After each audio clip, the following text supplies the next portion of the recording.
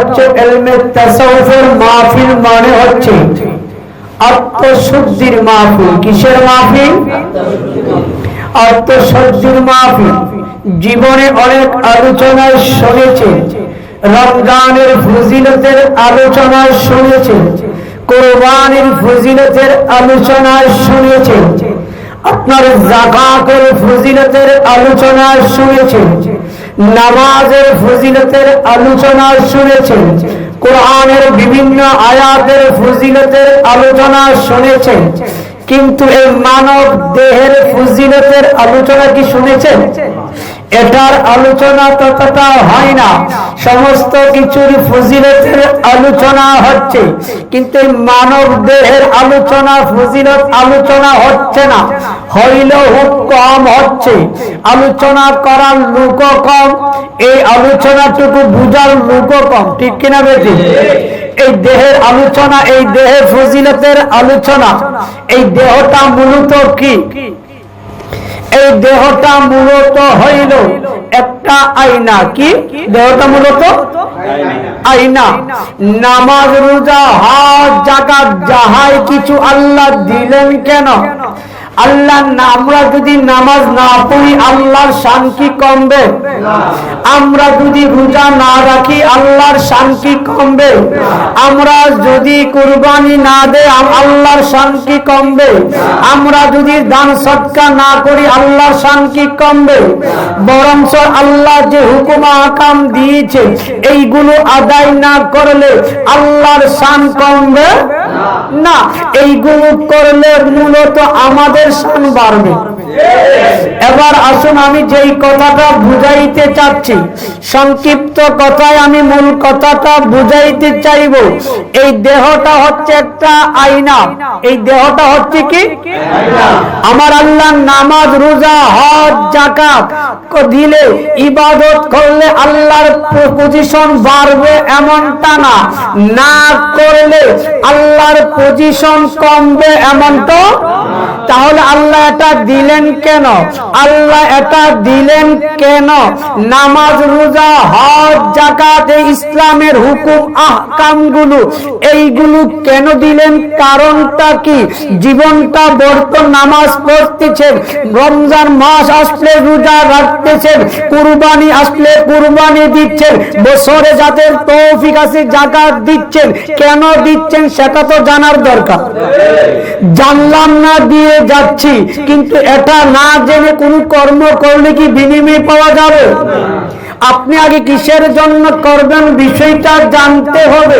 ইসলামের হুকুম আহকামগুলো কেন দিলেন? এর কারণটা কি? এর রহস্যটা কি? আল্লাহ বলে এই মানব দেহটা হচ্ছে একটা আয়না। মানব দেহটা একটা কি? আয়নার মধ্যে ময়লা পড়েছে। পয়েন্টটা মনে রাখবে। ইসলামের নামাজ, রোজা, হজ, যাকাত কেন দিলেন? কেনের উত্তর দিচ্ছি। এই দেহটা একটা কি? একটু আওয়াজ দিয়ে বলেন কি? আয়না। এই আয়নার মধ্যে ময়লা পড়ে রইল। আয়নাকে পরিষ্কার করার জন্য একটা কাপড় লাগবে কিনা? একটা উপকরণ লাগবে কিনা? এটাকে পরিষ্কার করার জন্য একটা উপকরণ, গামছা বা যে কোনো কাপড় লাগবে। কেন লাগবে? গামছাটাকে পরিষ্কার করার জন্য যেহেতু ধুলাবালি এবং ময়লা পড়ে রয়েছে, এই আয়নাটাকে পরিষ্কার করার জন্য, কোন একটা কাপড় দিয়ে আয়নাটাকে পরিষ্কার করার দরকার। তাহলে কাপড়টা কখন দরকার? আয়নাকে পরিষ্কার করার জন্য। তাহলে আমার আপনার এই দেহটা হচ্ছে আয়না। এই আয়নার মধ্যে তো আমরা এমন ভাবে কালো করে রেখেছি, লোভ, লালসা, হিংসা, বিদ্বেষ গুলো একবারে আমার আয়নাটাকে একবারে ঘোলা করে ফেলেছি। এখন এই আয়নাটাকে মুছার জন্য একটা কাপড়ের প্রয়োজন। ঠিক কিনা? এই কাপড় হিসাবে নামাজ, রোজা, হজ, যাকাত যত হুকুম আহকাম দিয়েছে ওই সমস্ত জিনিস দিয়ে আপনার ভিতরের আয়নাকে পরিষ্কার করার জন্য বলেন সুবহানাল্লাহ। তাহলে নামাজ রোজার সব ফজিলতের আলোচনা হচ্ছে। এখন যদি আয়না না থাকে, গামছা দিয়ে কি করবেন? আয়না না থাকলে পরিষ্কার করবেন কি? তাহলে নামাজ রোজা কেন? আমার আয়নাটাকে পরিষ্কার করার জন্য। নামাজ রোজা হচ্ছে এই কাপড়ের মতো একটা উপকরণ।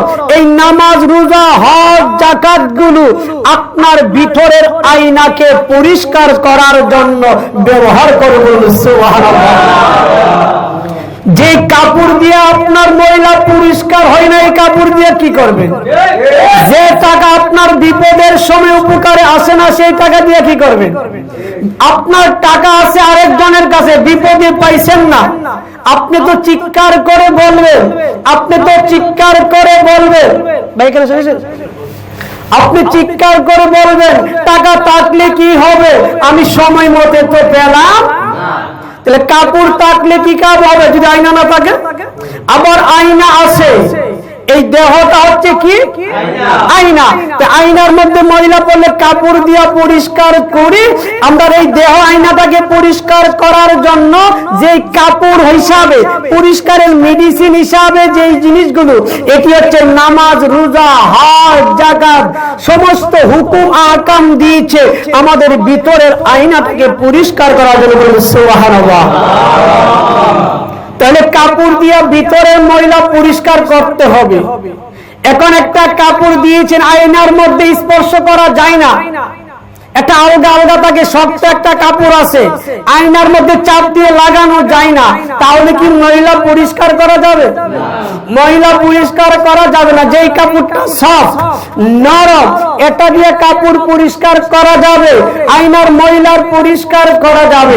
তদ্রুপ যেই নামাজটা বিনয়, যেই নামাজটা বিনয়, যেই কুরবানিটা আল্লাহর প্রেমে বিনয়, যেই রোজাটা আল্লাহর প্রেমে বিনয়, এই সমস্ত নামাজ রোজা দিয়া আপনার দেহের আয়না পরিষ্কার করা সম্ভব। সুবহানাল্লাহ। যদি আপনার ওই নামাজ রোজা দিয়া ভিতরেরটা যদি পরিষ্কার না হয়, তাহলে বুঝতে হবে ওই কাপড়টা ওই এখানে মুসার মতো উপযোগী করতে পারে নাই।